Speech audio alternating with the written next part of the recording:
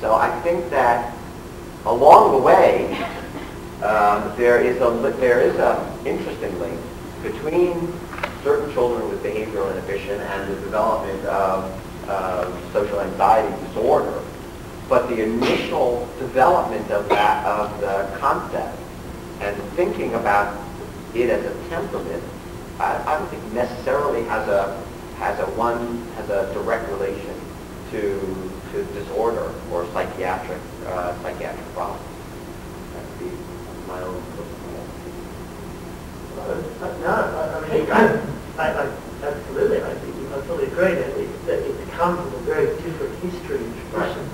I guess the question is that have the two different histories identified essentially the same thing, and they can call them different things and look at different angles and aspects of them, and really talk about the same issue. Right, but that's why I thought your talk was so good in sort of the message that I took away from your talk is that perhaps not. Well, yeah. Right. That's a problem. Which is what why is that a problem? I think that. I think it's a problem because of subtle reasons, and I go around in circles to why it's a problem. And I'm not sure it's a problem, I know that I am. But I thought of it now, in listening to Kathy's talk, and you were talking, towards the end, you put up your study. And your study involved measuring an outcome, which was anxiety symptoms. And in predicting the outcome, one of your predictors was inhibition. If they're the same thing, then putting the same thing into a regression to predict the same thing becomes completely meaningless. And you wouldn't even bother doing it.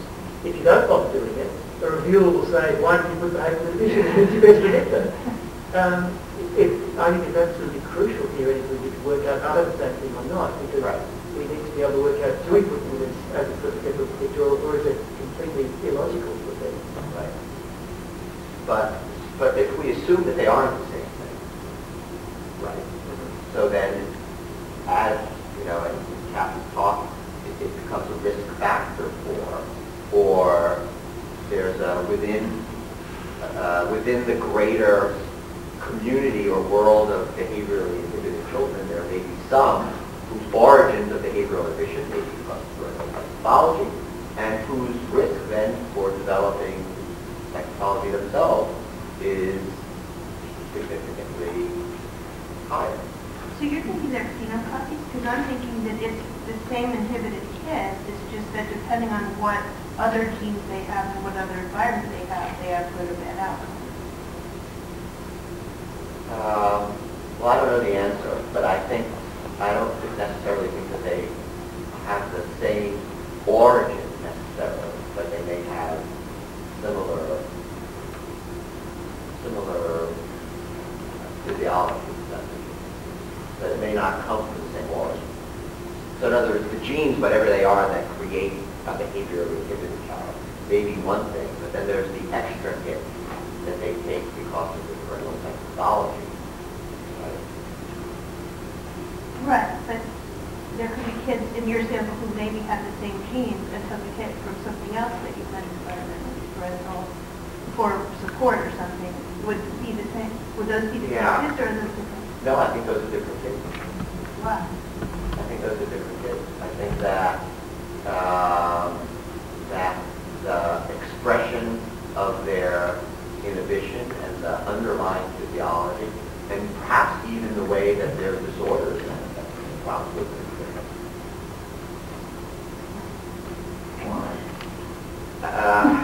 No, because in our sample, the parents were not all currently anxious. Many of the parents were asymptomatic treated or had it before the child was born, and we didn't see any obvious overt relation between exposure to parental symptoms as the Right. Here is clear. You're saying, Dina, that you think there's an extra genetic, temperamental, whatever component that adds in. I've been assuming because Jerry Kagan said our kids were BI that they were actually BI, but now Nathan's raising the idea that they're not.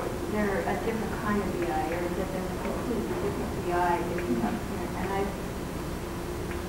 And I'm coming in from the opposite. So it'd be hard to, so hard to have this study, but what you would need to do is you need to measure them behaviorally and physiologically, and then you have to see whether or not they represent the same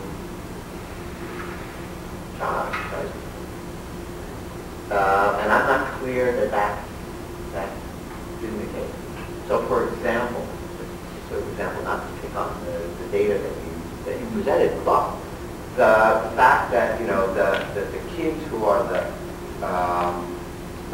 offspring of these parents, that they have fewer spontaneous comments. If that was my only measure of VI, then I would say to you, yes, you're right, they're the same kids. But I think that if one does a more careful description of the behavioral inhibited child, both from a physiological and behavioral point of view, that you might find that they are in fact not the same. Different subtypes of No, and he used all kinds of, right, he used all kinds of measures, and we made all kinds of measures, but it is true that the physiologic measures do not pin on that. Right. Jason, I wonder what part of your thinking of that, am I correct in thinking that when you're looking at the physiology, that's the activities, or in your samples, you find that some of them show the expected physiological profile, but Right. not the heterogeneity. Yes, there is heterogeneity. Right.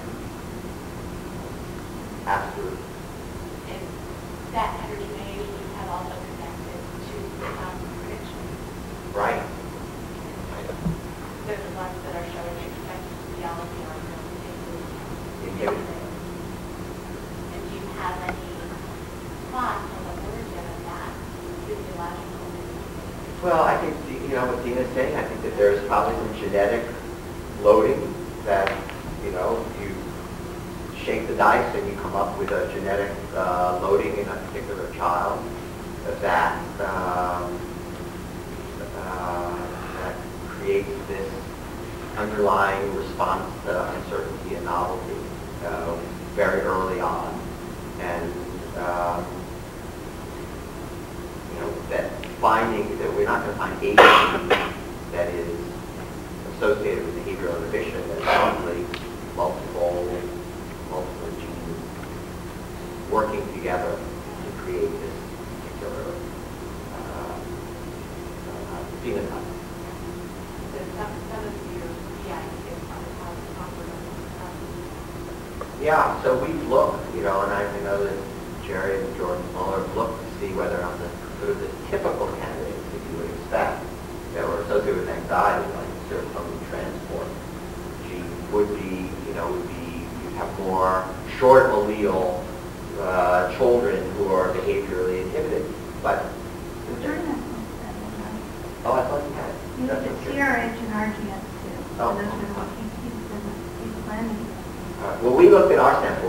We didn't find it. So it just is not the case that there's a main effect for BI with that particular genetic load. So I think it's not a simple answer to what the genetic makeup is going to be. Although, serotonin, 5-HTP is sort of a good candidate because, sorry? You would think so. You would think so, right? Yeah. Right. Any other comments people want to raise? Well, I guess we've actually gone past Gone past? Well, it's such fun. Yeah.